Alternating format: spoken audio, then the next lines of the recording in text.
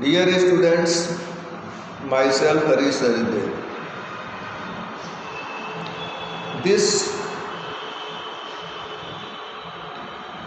chapter is for class 12th. The rat trap. Yesterday we studied about a rat trap peddler who was selling his rat traps from door to door. Now, in consequence of study reading, we shall read to the further. Now see the next paragraph. The Ramesjo iron works, which are now closed now, were not so long ago a large plant with smelter, rolling mill and forge.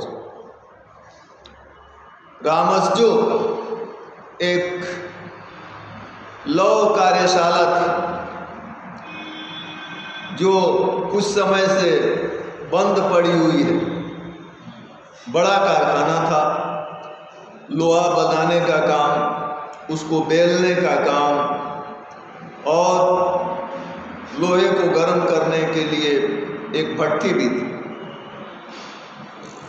In the summer time, long lines of heavily loaded barges and screws slid down the canal, which led a large inland lake. And in winter time, the roads near mill were black from all the coal dust, which sifted down from the big charcoal cracks. गर्मी के मौसम में जो छोटी बड़ी नावें थी, सामान से लदी हुई नहर में तैर करके आती थी और अंतर्देशीय झील तक जाती थी। कहता है कि in the summer time, long lines of heavily loaded barges and screws slid down the canal, which led to large inland lake. ये तो गर्मी के मौसम की बात हो गई। And in winter time, और जाड़े के मौसम में the roads near mill were black from the coal dust. जो कोयले की धूल होती थी, जो डस्ट होती थी, उससे सड़कें जो है काली पड़ जाती थी। During one of long dark evening just before Christmas, Christmas से ठीक पहले एक शाम की बात है।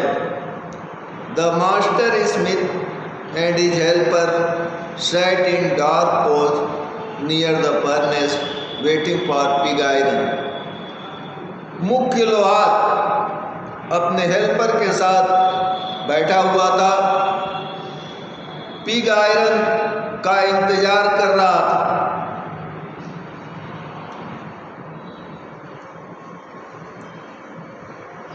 Which had been put in fire, जिसको तपाने के लिए भट्टी पर रखा गया था। To be ready to put on anvil, और उस पिग आयरन को अच्छी तरह तप्त हो जाने के बाद निहाई के ऊपर लाया जाना था। Every now and then one of them got up and stirred the glowing mass with a long iron bar.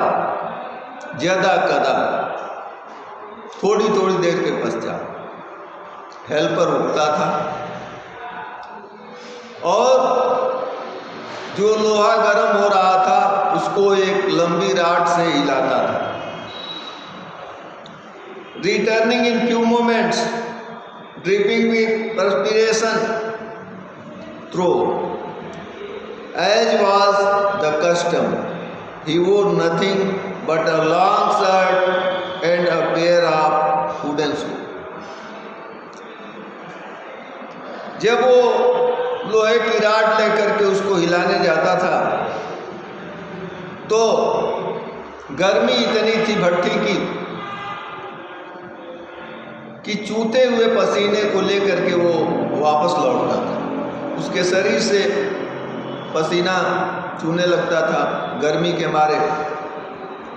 वस्त्र के नाम पर वो एक लंबी शर्ट पहने हुए था और पैर में वुडन सैंडल था, काठ से बना हुआ चप्पल थी जिससे आग से जलने का खतरा कम होता है। All the time there were many sounds to be heard in the fort.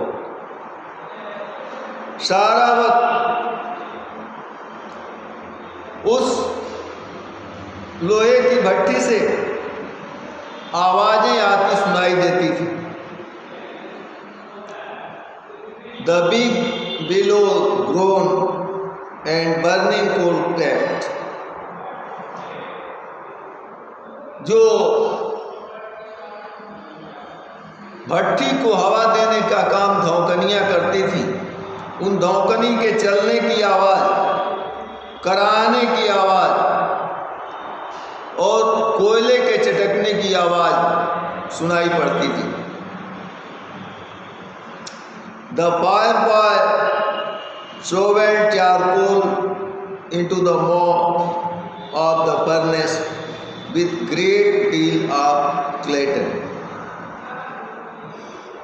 आग जलाने वाला लड़का बेलचे से उस भट्टी में कोयला डालता था।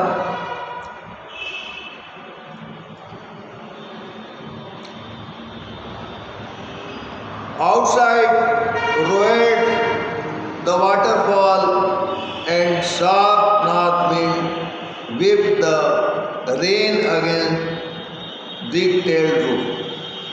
बाहर जलप्रपात के बहने की गर्जना सुनाई पड़ती थी और एक तीखी उत्तरी हवा ईंटों की सख्त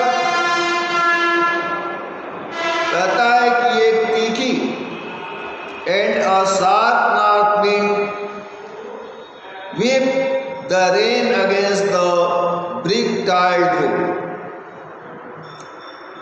ईंट की छत के ऊपर एक तीखी उत्तर से बहने वाली हवा ईंट के छत के ऊपर पानी के कोड़े बरसा रही थी।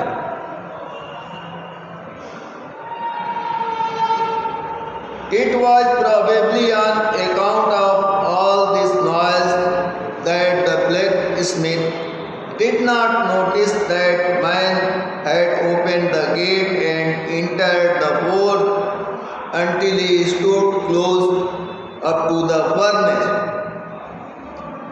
शायद यही बात रही होगी, इस तरह की व्यस्तता रही होगी कि उस मुख्य लोहार ने उस रेट्रेप पेडलर जो गेट खोल करके आया था और भट्टी के सामने खड़ा हो गया था उस पर ध्यान नहीं दिया। It was probably on account of all this noise. ये सारा उसी शोर के कारण हुआ होगा that the blacksmith didn't notice that man had opened the gate and entered the fort. कि वह मुख्य लोहार इस बात पर ध्यान नहीं दिया होगा कि कब रेट्रेप बेचने वाला दरवाजा खोला और भट्टी के सामने आकर के खड़ा हो गया। Surely it was nothing unusual for the poor vagabonds without any better shelter for the night to be attracted, the force by the glow of light which is kept through the sooty pans and to come to warm themselves in front of the fire. वास्तव में यह उस आवारा व्यक्ति के लिए साधारण बात नहीं थी, असाधारण बात नहीं थी। Surely it was nothing unusual. निश्चित तौर पे उस रेट बेचने वाले के लिए यह असामान्य सी बात नहीं थी। Without any better centre for the night, जिसके लिए इससे बेहतर रात विश्राम के लिए कोई शरणगाह नहीं थी। To be attracted to force by glow of light which is kept, इससे बेहतर शरणगाह नहीं थी। जितना बेहतर शरणगाह ये लोहे की भट्टी थी, लोहे गलाने वाली भट्टी थी, जिसके आग की चमक उसकी खिड़कियों से छन करके दिखती थी।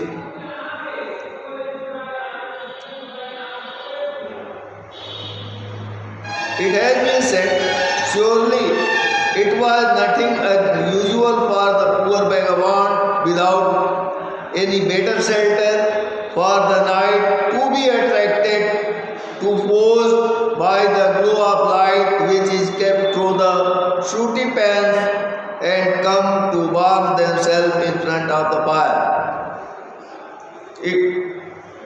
कहा गया है कि जब किसी व्यक्ति के लिए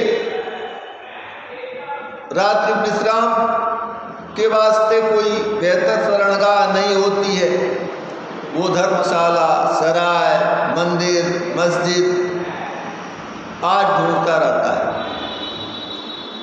चूंकि वो रेट्रेप बेचने वाला पूरे दिन जंगल के चक्कर काटता रहा, रात हो गई, ठंडी का मौसम था, जब वो थक करके चूर हो गया तो कहीं से लोहे के धड़धड़ाहट की आवाज़ सुनाई पड़ी। पता चला कि ये रामसजो आयरन वर्क के अंदर से आवाज़ आ रही है। उसने अनुमान लगाया कि निश्चित तौर पे इस फर्म में कुछ न कुछ लोग होंगे जहाँ से आवाज़ आ रही है। वो निरंतर आवाज़ की ओर हिम्मत जुटा करके बढ़ना शुरू किया और चुपके से दरवाज़ा खोल करके जा करके भट्टी के सामने खड़ा हो गया। उस आवारा व्यक्ति के लिए इससे बेहतर कोई शरणगाह नहीं हो सकती थी जिसमें उसको ठहरने और अपने आप को गर्म करने के लिए दोनों सुविधा मिल जाए। The blacksmith glanced only casual and indifferently at the intruder. लोहार, जो मुख्य लोहार, वो आकस्मिकता और उदासीनता से बिना बुलाए हुए मेहमान की तरफ देखा, बिना किसी आकर्षण के, एक उदासी भरी नजरों से और आकस्मिकता से, कैजुअलिटी से उसकी तरफ देखा। He looked the way people of his type usually do, with a long beard, dirty rag, and with bunch of red rags dangling on his chest. वह वैसा ही दिखता था जैसे इस तरह के लोग दिखा करते थे, दिखाई देते हैं। लंबी दाढ़ी, वस्त्र के नाम पर शरीर पर चिथड़े और गले में टंगी हुई ढेर सारी चूहेदानी।